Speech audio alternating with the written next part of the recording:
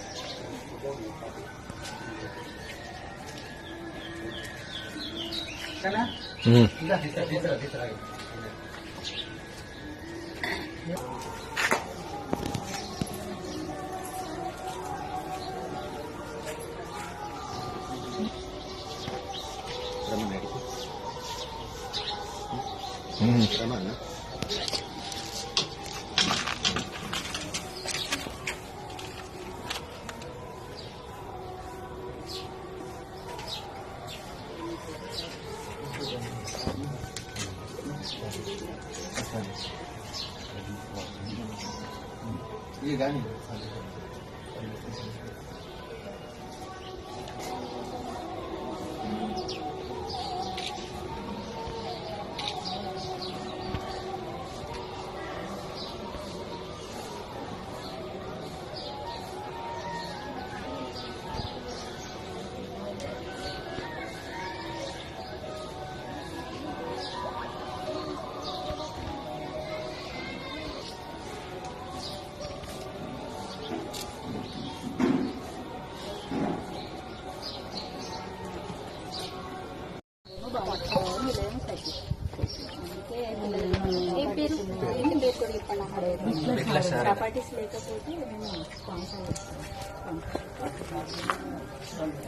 Government మనకి కూడా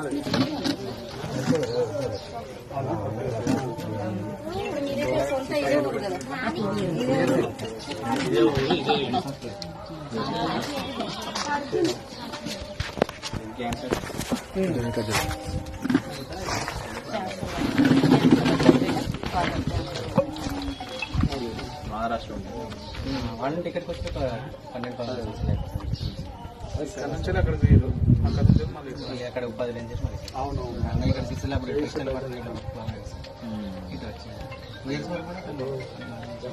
కానీ ఇన్వాల్వ్ చేసిన పనికి 4 గంటలు అప్లై అయిపోయింది.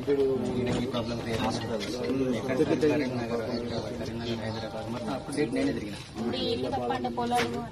ఎలాంటి ఈ ఇల్లు కూడా 5 కోట్ల మేడం. ఇది కూడా అయిపోయింది.